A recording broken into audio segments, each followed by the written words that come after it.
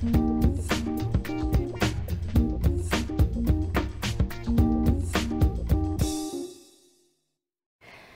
le passé, quand un salarié abandonnait son poste, c'est-à-dire qu'il ne se présentait plus à son travail sans avoir de motif légitime, il faisait généralement l'objet d'un licenciement, le plus souvent pour faute grave.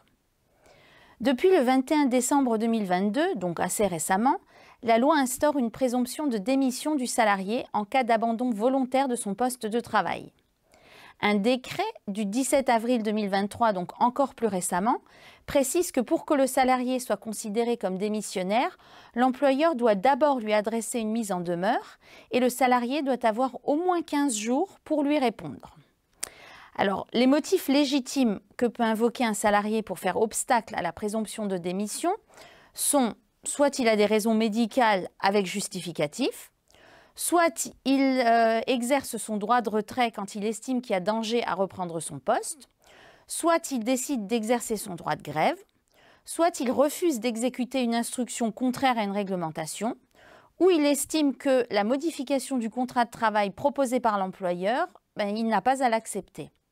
Dans tous les cas, il doit indiquer le motif qu'il invoque dans la réponse à la mise en demeure. S'il ne le fait pas, l'employeur n'en tiendra pas compte. Une fois ce délai passé, s'il n'a pas répondu ou s'il n'a pas justifié de son motif d'absence, le salarié sera présumé démissionnaire et il n'aura donc pas droit aux allocations chômage.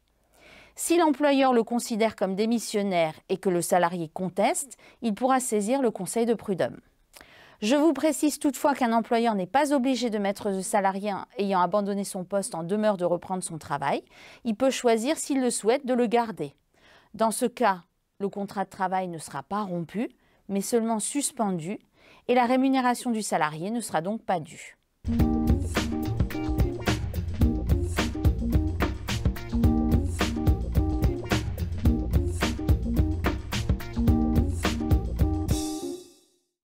À la différence du fait juridique, qui est un comportement dont on n'a pas voulu les conséquences, un acte juridique est le fait de faire quelque chose sciemment pour créer un effet de droit. La différence entre les deux réside dans leur finalité. Par exemple, un contrat, c'est un acte juridique, parce qu'on s'engage l'un envers l'autre pour produire des effets juridiques. Un accident de la circulation, par contre, c'est un fait juridique. C'est l'événement qui conduit à l'obligation d'indemniser la victime et non la volonté du conducteur. Une allégation, c'est le fait de citer quelque chose pour prouver ce qu'on affirme. Mais généralement, on l'emploie dans un sens péjoratif pour dire qu'on prétend quelque chose dont l'existence reste à prouver. Un arrêt, c'est une décision juridictionnelle produite par une juridiction portant le nom de cour, telle que la cour d'appel ou la cour de cassation, contrairement à des simples jugements qui sont rendus le plus souvent par d'autres instances judiciaires et qui sont susceptibles d'appel.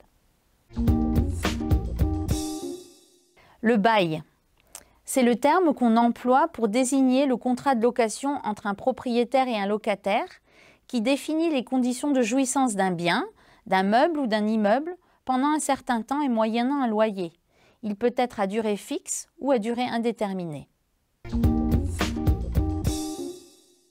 La cassation. La Cour de cassation est la plus haute juridiction de l'ordre judiciaire français. Le Conseil d'État est la plus haute instance de l'ordre administratif français. La cassation est le fait d'annuler une décision rendue par une cour d'appel lorsque la loi a été violée, mal interprétée ou lorsque les juges ont excédé leur pouvoir. La conséquence d'une cassation est le renvoi du dossier devant une autre cour d'appel pour rejuger le dossier. La conciliation. La conciliation est une action visant à rapprocher des personnes en désaccord d'opinion ou d'intérêt. Elle vise à rétablir la bonne entente entre des personnes dont les opinions ou les intérêts s'opposent. Elle peut intervenir avant toute procédure judiciaire ou pour mettre fin à un litige.